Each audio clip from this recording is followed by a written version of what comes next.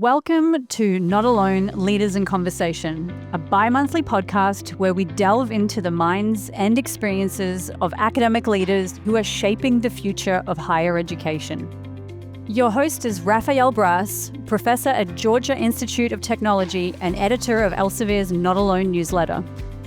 In each episode, he will explore the complex challenges, decisions, and opportunities facing academic institutions today.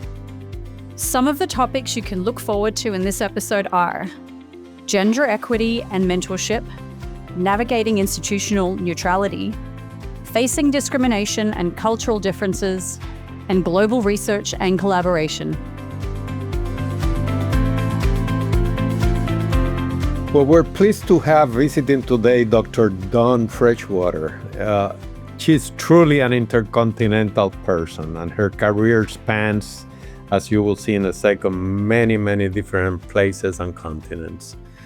Dawn was, if it is okay for me to call you Dawn, I hope. Dawn was born in Nottingham, a mining town, and that in many ways shaped her character. She left school very early, before finishing her basic degrees. Then later in life decided to go and get a college degree. She did. She became a nurse and even later got a PhD in nursing and public health and embarked in an extraordinary academic career. She spent a lot of time in Leeds University, rose through the ranks there, then became Vice-Chancellor of the University of Western Australia, a lot of ocean in between. And then in 2020, she moved across the ocean a little bit to New Zealand, to the University of Auckland. Within weeks of arriving in Auckland, she was faced with effectively a closing of the university because of the COVID pandemic. She had to reinvent the university with just a few weeks of experience and culture of the place. That takes a lot of talent, and she did it extraordinarily well. Dr. Freshwater has been recognized as by the membership of Academia Europea, the Royal College of Nursing, and the Royal College of Surgeons. Welcome so much, and thank you so much for joining us, Dr. Freshwater, to be part of this Not Alone Leaders in Conversation series. And as I said earlier, I hope it is okay if I call you Dawn. Thank you. And thank you very much for the opportunity, Rafael. And hopefully we will have a conversation today, which really, I think, touches on the theme of this podcast around not alone, which becomes ever more important. And if I may call you Rafael, then I'm sure that will be much more conducive to a conversation. Absolutely. You were the first in your family to go to college. And I understand from reading about you that you were forced to become independent very early in life and left school at 15. That must have shaped who you are. Can you talk a little bit about that? Yes, thank you. I can. And although it seems a long time ago now, of course, it remains fresh in my mind. I lost both my parents in the last year or so, and they were really influential in my life for many reasons, as most of us have that situation where we can bring to mind our families. But for me, having a mum who was quite seriously mentally unwell from when I was very young, and with that, an inability really to parent, and a father who was also really quite challenged by his own issues and problems, and some of this coming from their own families. I was the oldest child, and with two younger brothers, really became the surrogate parent for those two boys, my two brothers, and indeed actually also for my parents right the way through until later life. So people describe me as born walking. I never really understood what that meant, but I more and more inhabit that space. You know, this is exactly what you described as the COVID experience for me, born walking. I was born into a situation where I had to become responsible straight away. I assume, and it's almost a direct line, that your interest in mental health and going into that field was shaped by those experiences. Looking back, do you feel comfortable about about that decision? Was it the right decision, or was it a reaction? It's a great question, and I've asked myself a lot over the years about that because, of course, working in mental health, public health, psychology, and particularly in forensic mental health with young offenders, I've had to do a lot of work on myself and look at where my boundaries are and what motivates me. And I'm really comfortable now that I made the right decision. And those skills have set me up both for leadership roles, but they've also set me up for what's really important, I think, in terms of education, which is around building relationships, understanding one's intention, paying attention, and actually being present for those people around us. And those things become ever more foreground, I think, Raphael. So I'm extremely comfortable. I feel it's been a signature part of my career, and it's actually an important part of my role now as Vice-Chancellor. You left school very early in life, then made it on your own while, as you said, parenting for your younger siblings. As a woman, that must have been uniquely difficult. A very young woman. Uh, Later in life, you become a champion of gender equity and have very strong feelings about that. Talk a little bit about that. I would actually say that one of the things that motivates me and has always motivated me really relates to justice and fairness. I have very strong motivations around doing the right thing, and service and duty are part of that. And so if you put all of those things together, and they're strong values for me, it's as much about fairness and justice as it is about gender equity. You're right, it's tough to do those things as a young woman, particularly many, many years ago, on my own in amongst quite a complex family set of circumstances there. But what I've found along the way is there's always been people around me who have helped to lift up my aspirations, have really supported my ambitions, and helped me to see what I don't see about myself. And sometimes that's been that I am actually capable and have the talent to do some of these things that I didn't feel I had.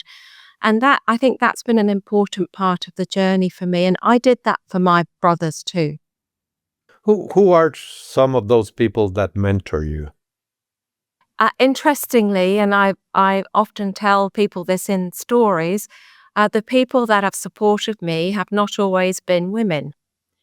And of course, we have systems that are often have inherent biases, and we have to work within those systems, but systems are made up of people. Some of the current people in the system are not necessarily people that built the system. So we have systems that are inanimate object that we have to contend with, and people in those systems who really need to help us to build a different future. And I've gone through a whole range of institutions where I've met people such as the previous Vice-Chancellor at the University of Leeds, who went on to be the Vice-Chancellor at UCL in the UK, who really championed me when he appointed me as a head of school. And I, in a sense, took a risk. It was my first senior leadership role. And again, along the way, Vice-Chancellors in the group of 8 universities, research-intensive universities in Australia, who've really supported me. Ian Jacobs is another one of those. Glyn Davis at Melbourne, another one of those. So it's interesting that when I talk about those people that stand out for me, many of them are men. Do you feel, well, that let me phrase it this way. I'm sure that throughout your long and successful career, there have been incidents where you feel you have been, the attempt to marginalize you have occurred, or discriminate against you because you're a woman. You've operated in really three different cultures. Uh, how did you deal with those situations? Yeah, I think I would say that the attempts to discredit me are different from the attempts to discriminate. And I think that's an important part of the response, Raphael, because obviously it's very easy to take things personally in leadership roles. And I really try to understand not only motivations, other people's motivations, the context, the environment that we're operating in, all of those things feature. And different cultures, different jurisdictions also have different ways of viewing roles, gender roles, for example. And so I try not to have an overlay of, this is how it is, and seeing through a particular lens. Challenging my own filter, my own lens is an important part of understanding what's happening. I have been discriminated against, and in actual fact, I would say that some of that is coming back to the fore in our current zeitgeist. We see that through many of the challenges we face globally. I do call out bad behaviour. I think it's really important, if I'm in a public environment, to use the role I have, the experience I have, and the platform I have to really be able to call out what is unacceptable in a current context. And, while I do that always, I believe, graciously, I think it's important to do that for the people that come behind me. And I would give an example of that. Even in the 5 years that I've been at the University of Auckland, there are often comparisons between myself and the previous Vice-Chancellor. And those comparisons, are around things like my home, my salary, a range of things that actually I feel that if I were a male Vice-Chancellor, those would not be the emphases that are placed on the comparisons. Yeah, let me follow up on that. Certainly in the United States these days, the whole concept of diversity, equity, inclusion, something I consider basic values. But these days they're a bad word in many ways in here. We've made a lot of progress. I've lived a lot of progress. You have lived it also directly. Are we sliding back? And what can we do not to slide? Is this DEI aversion spreading? Well, I fear we are sliding back a little. And that's a concern, I think, for all of us. It's not just a concern for women or for marginalized groups or for minority groups. It's a concern for us all. And I'm watching what's happening, of course, coming out of the US, watching what's happening globally. And I do feel that there is a bit of a pendulum swing, which is, a lot of people talk about a correction and the pendulum swinging. But the reality is that whenever a pendulum swings, it usually goes too far before it lands on some middle ground. I believe that we've got a lot of quite just discontented individuals, a malcontent almost globally, and we're landing on the things that are easy to be critical of, to judge wrongly or poorly, and DEI has become a part of that. That's my sense, that it's become one of the vehicles for people's malcontent and discontent, and we've gone back to, and we still do this in societies, of course, but we've gone back to a sort of damning of the other that we haven't seen so prevalent for such a long time. We want to make other people, the difference, bigger than it is. Let me try to tie the two topics we've been touching on, mental health and issues of fairness, discrimination, equity. Is this swing back that you describe in some way possibly related to a group mental health situation, if I can put it that way? I know this sounds very amateurish, but it's the easiest way I can try to explain it. Our society is going through a point where insecurities in their being, not only individually, but as a group, are leading to this situation of fear that leads to discrimination. Mm-hmm. Gosh, this has really opened up lots of thoughts for me, because without getting too technical, we're talking about the external divisions in society, the interpersonal divisions and the interpersonal relationships. I'm also really interested in the intrapersonal divisions and the intrapersonal anxieties and insecurities that motivate those behaviors. And so you've asked, I think, a really pertinent question. 2 or 3 things that I would put into the mix here. The first is, if you look at some of the work of social psychologist Jonathan Haidt, for example, and look at what he's been saying about parenting, the role of the internet, the way in which families are coming together or not in the current and contemporary society. He has some views, and he shared some views about, how that sort of life built on fear, exacerbated by social media and the internet, and parents' response to external fears in society out on the street, means that we have sort of changed the way in which we bring our children up into society. And there's another part of this, which is many, many years ago in mental health, in psychiatry, there's quite a big shift, and a lot of research was done in understanding the splits in the psyche from a schizophrenic point of view to a telephrenic point of view. In other words, what happens to the psyche when we live life through a lens? What happens to us and what happens to our relationships? And how does that sort of shift into, living life through a lens impact the way in which we understand fantasy and reality and the boundaries between the two?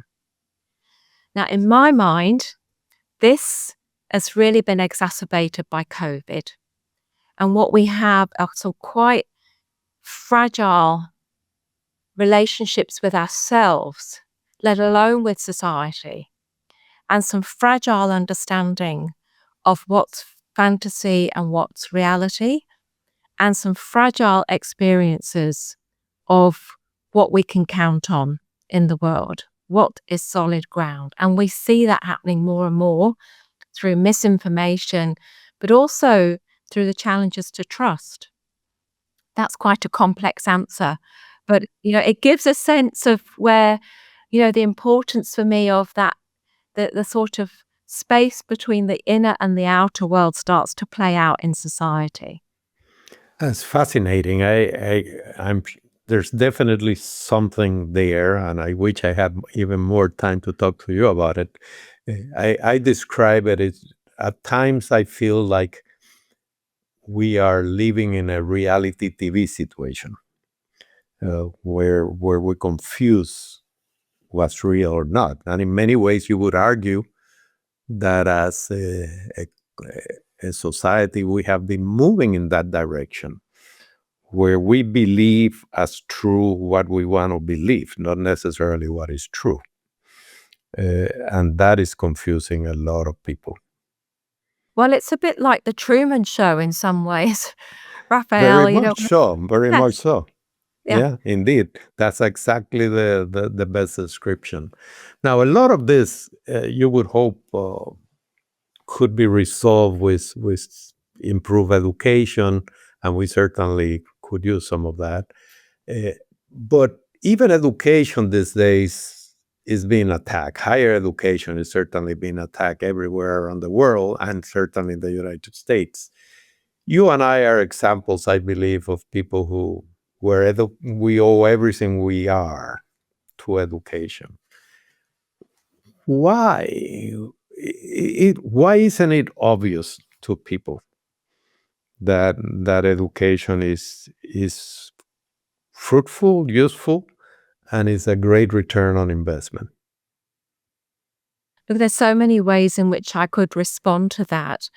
And one of the things that is fascinating, of course, is that many of the attacks that come to education and higher education at the moment come from people who've come through the system. So their their ability to sort of attack the institution is based on the predicated on the fact they've come through the institutions that have educated them. So let's just put that little comment to one side. All public sector institutions and actually many traditional institutions are under threat and under siege, I would say, under siege, including the science system, actually. This is the other thing about the science system, that the very parameters that have been developed in the world around science based on some of our, modern institutions and traditional institutions is under threat. So it's science, it's education, it's some of our democracies, even when you think about the justice system. So if we focus back on education in this, what have we done and what do we do to really advocate and to, if you like, sell, the story, the narrative around the relevance, the impact and the importance of higher education, and particularly in contemporary settings.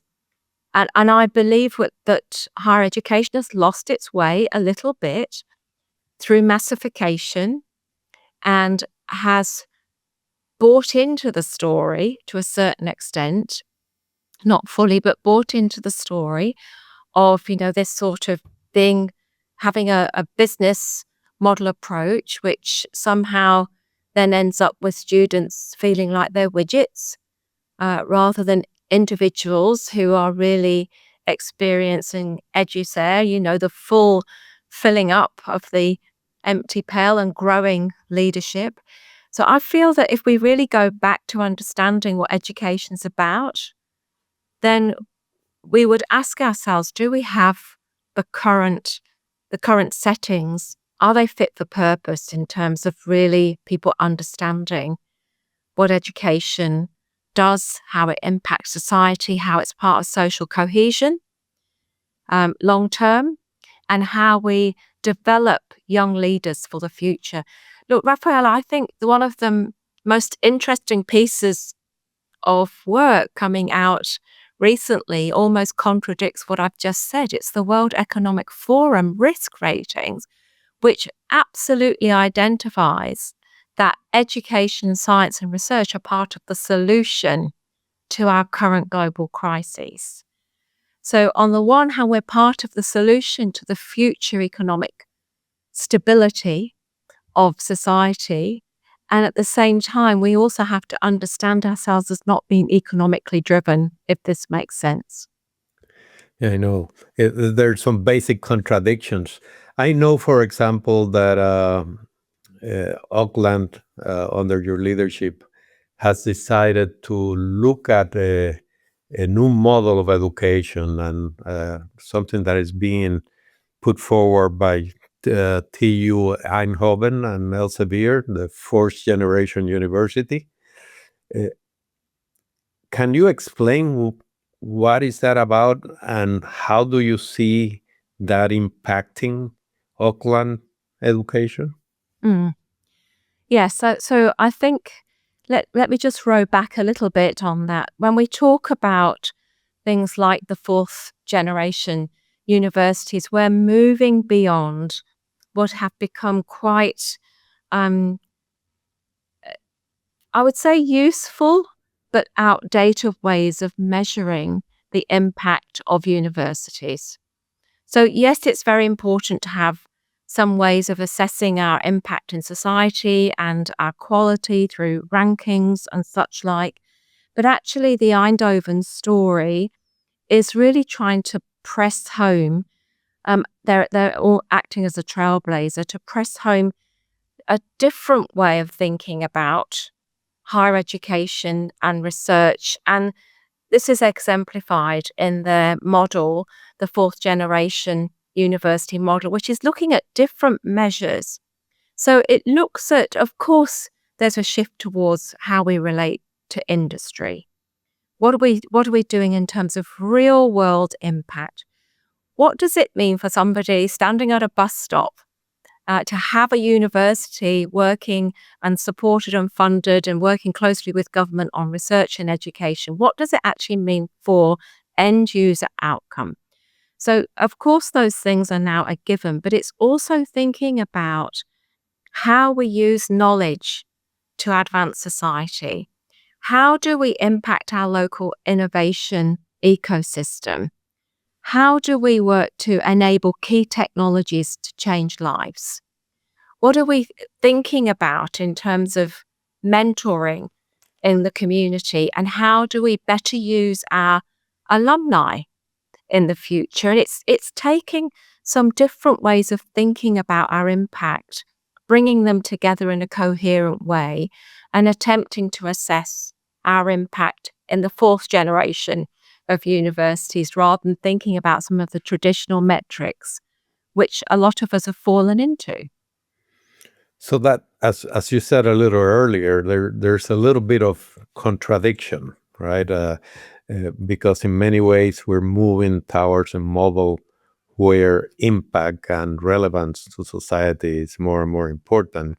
Yet on the other end of the spectrum, you said earlier, we have lost some of the basic ideals of university as a center of knowledge creation and development of people. So I guess we have to, and I believe that they're not contradictory. They're not mutually exclusive. So, yes, I mean, immediately when you say that, I think thesis, antithesis, synthesis. One of the things for me that is quite astounding in many ways is I rarely hear people talking about epistemology and ontology.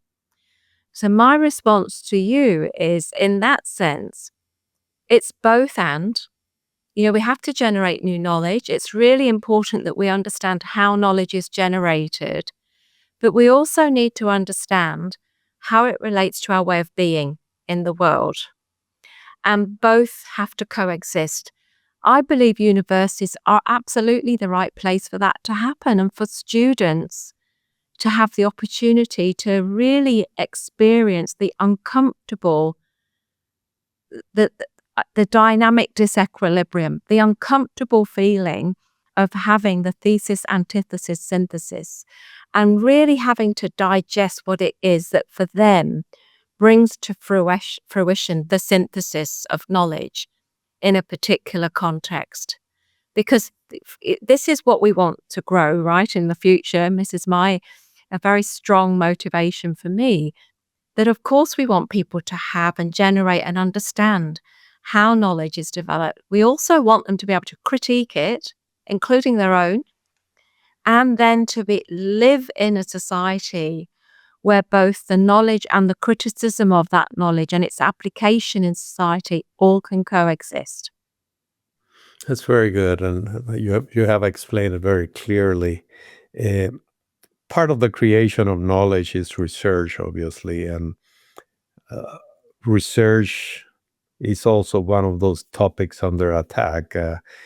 Here in the United States, we're seeing the funding of research being used as a way of achieving other goals unrelated to a research concept, to forcing institutions to do this or that. Are you seeing anything like that in other parts of the world?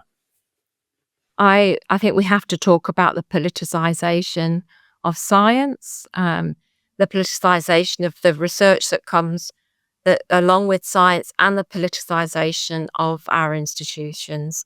This is becoming more and more apparent, and it plays out in different ways in different contexts and in different cultures. But fundamentally, it's the same thing underneath. And I agree with you that global research collaboration is probably more threatened now than it ever has been in my career. We've gone through a really wonderful period, actually, of being able to collaborate across institutional boundaries and across geographical boundaries. And we've always, I think, viewed universities as having that soft diplomacy that opens doors for us to work together on solutions for all. Now I think we're seeing doors closing, boundaries being policed, and challenges to the very notion of research and the development of knowledge through research and science in a way that I haven't seen before. And that is driven, I believe, by politicization. And I think, Rafael, what concerns me the most is that has implications for autonomy. And, one of the things we have to hold on to in universities is our autonomy, to be able to be that ground where these contestations can take place and we can help people to be in the same place, completely disagreeing, but understanding that this is the place to disagree and to work through some of those challenges.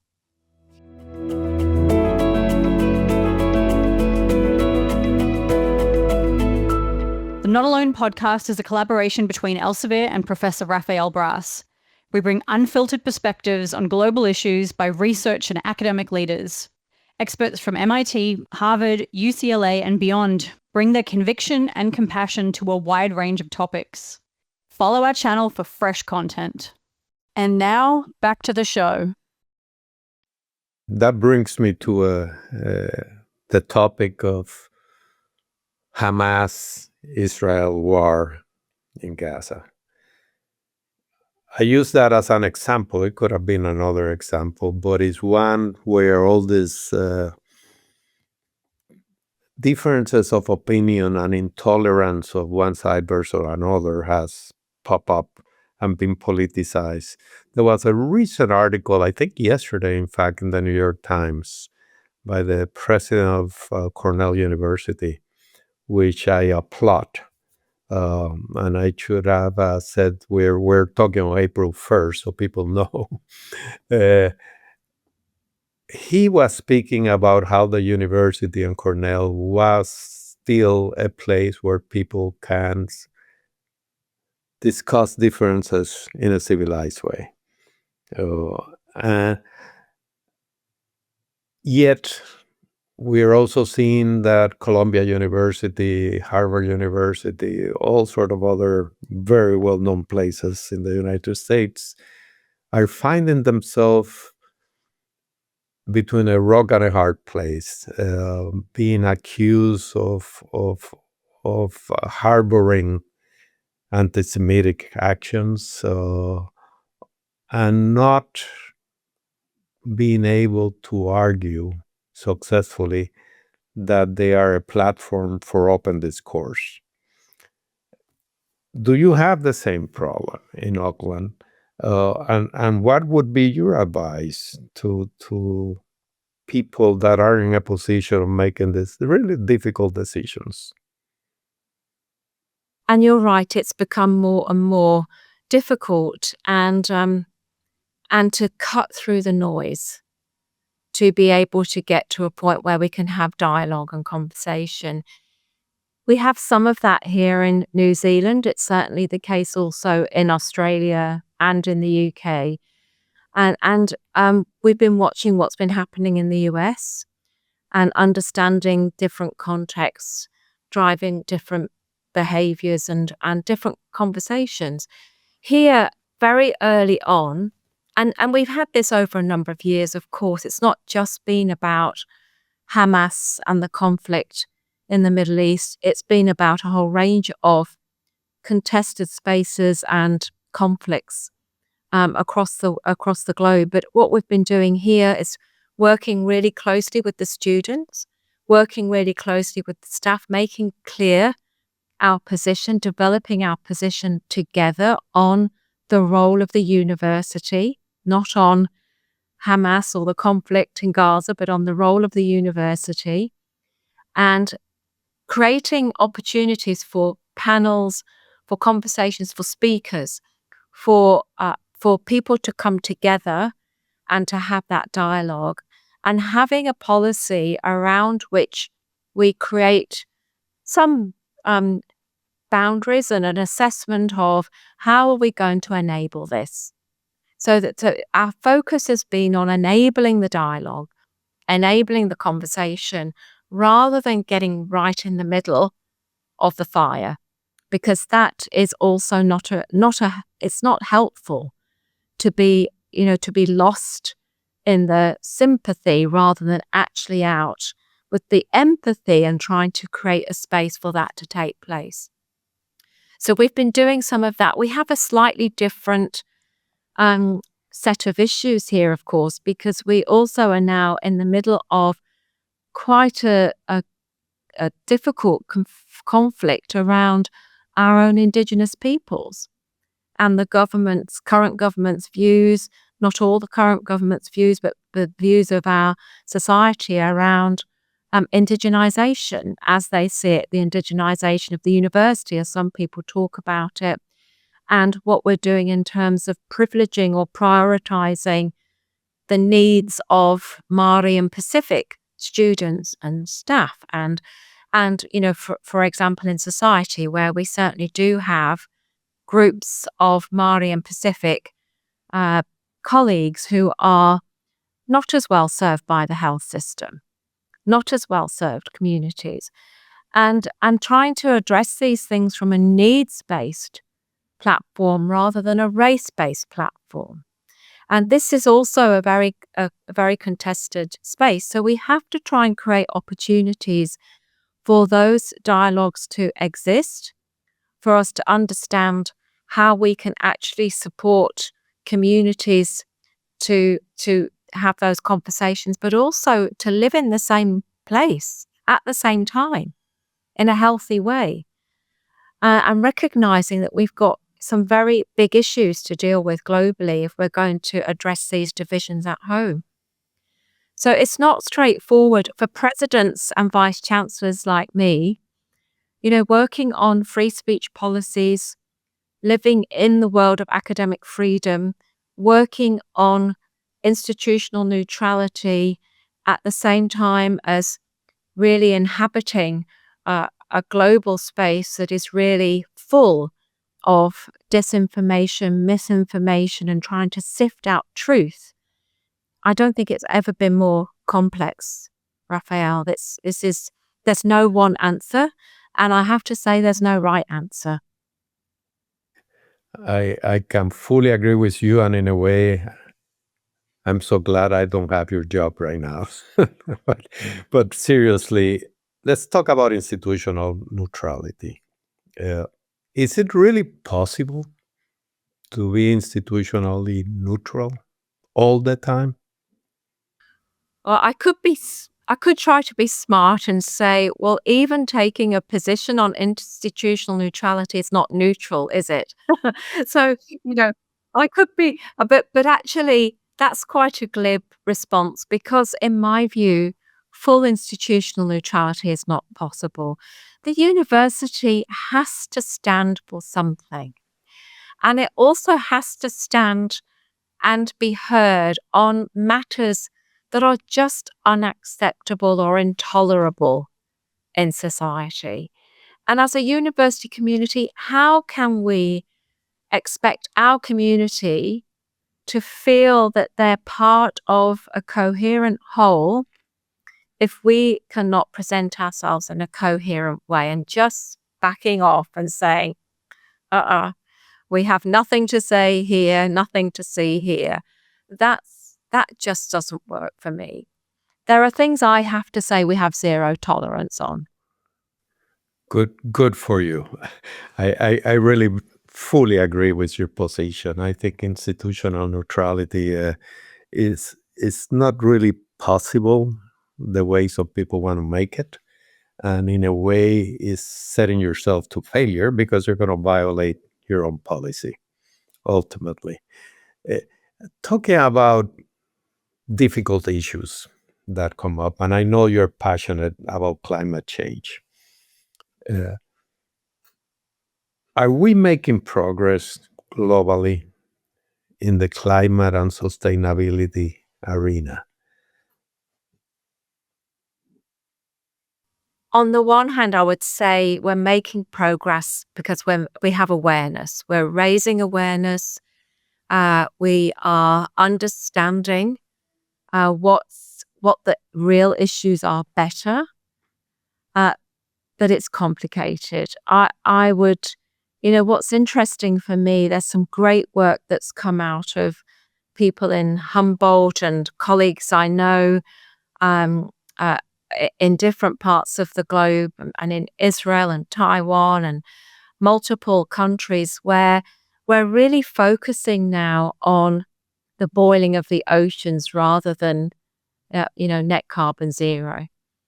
And while it's great to reduce emissions, in a way that doesn't deal with the real problem. And I think it's such an evolving space that it's going to be difficult to nail it down and say, have we made progress?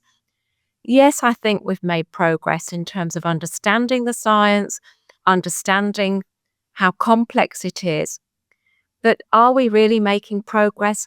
Energy transition, understanding what we need to do around water, food security, these are only going to get more problematic in my understanding, I think, Rafael. And I think the SDGs were a substantial part of raising awareness and putting some of these issues right at the foreground of our minds, but they were never the answer or the solution. And so I think we have to now recognize that this was a very good project in its time, but it was not the solution. We are still working our way through to understanding what some of the solutions might be. The Sustainable Development Goals, the SDGs of the UN, are fairly well recognized and accepted in Europe and Asia and in other parts of the world. But in North America, they haven't had much of an impact. Just a few years ago, visiting universities in North America, you would ask faculty and they would not know what an SDG was. I think that has changed some, but it's really, really far from the concept. So there's something culturally that made it possible for the Europeans and the Asians to embrace this framework, but not the North Americans. That is interesting, isn't it? Because whilst I say this is I talk about it as the project, and in a way, helping us to understand and frame the challenges. So what's happened in Europe, what's happened here, what's happened in parts of Asia, is we've understood that this is a framework, and we've adopted it as a framework. It's not the thing itself. It's a framework to help us to understand the challenges, the opportunities, the complexity of how these things interact. And I think holding the framework lightly has been something useful for us in terms of assessing our progress and understanding how the 17 Sustainable Development Goals work together in partnership to bring about change. I probably would say that it's about the ability to hold these things as a framework lightly and to understand them in the context of your own policies and practices. And maybe that hasn't happened so much in the US. I think so. So I don't know the answer either. I do believe that there's something there related to the geographic and cultural isolation of the U.S. And maybe political too, Yes. Rafael. I think Yeah. that's the other thing. I'm sure that there are some geopolitical elements to this. Absolutely. And like you, I think this is a framework. It's not a solution, but it is a framework around which you can talk a lot about how to move forward. Let me sort of in this last segment talk a little bit again of leadership. What is this secret sauce that you have to be a successful leader in these very, very difficult times? Oh, it's a great question. I'm not sure there is a secret sauce, but let me try and have a go at responding to that. I want to go back to where I started from. I think I learned very early on that values, a moral compass, and understanding and knowing what motivates me at a deeper level really helps to cut across all of the complete melee, the chaos, the noise that is on the surface for us all, to really get to what is fundamentally important here and to try and crystallize, okay, what's the right thing here? What is the right thing to do? Let's focus on, just because we can doesn't mean we should. What's the right thing here? What are we intending here? We might not always get there, but what's our intention? And recognizing that we're all trying to do our best. And people show up in different ways. So for me, I really try to see the big picture. I think that's why I'm an internationalist, Rafael, to use your description, because I really thrive on the big picture. And I try to stay with that big picture motivated by a sound moral compass and the values that are inherent within me around justice, fairness. Responsibility is a huge part of who I am, duty and service. I think the two words that I believe contemporary leaders of higher education need to hold in mind and in their heart right now is moral courage. We really need to act with moral courage. So we need to stand up, we need to speak our truth, and we need to hold firmly what it is that we feel our institutions bring forward to society. Moral courage. We could use a lot more of that these days. So going forward, how you want to be remembered? Well, I guess it's that.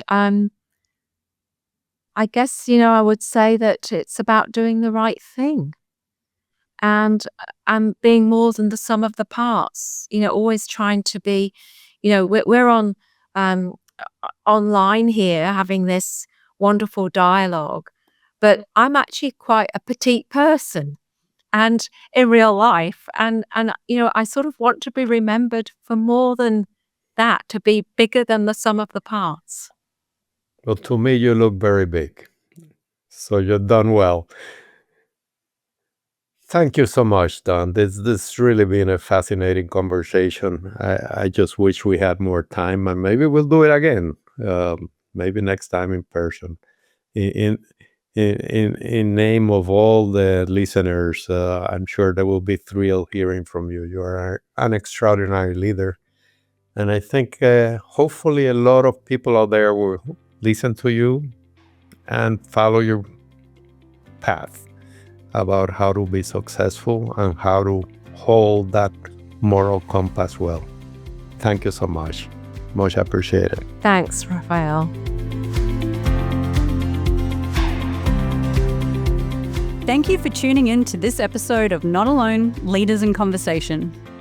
We hope this discussion today sparked new ideas and left you with plenty to think about as you continue to lead in your own institution. If you found this conversation interesting, insightful, or thought-provoking, please share this episode with your colleagues, peers, and friends. And don't forget to subscribe to the podcast on your preferred platform so you can stay up to date with our latest episodes.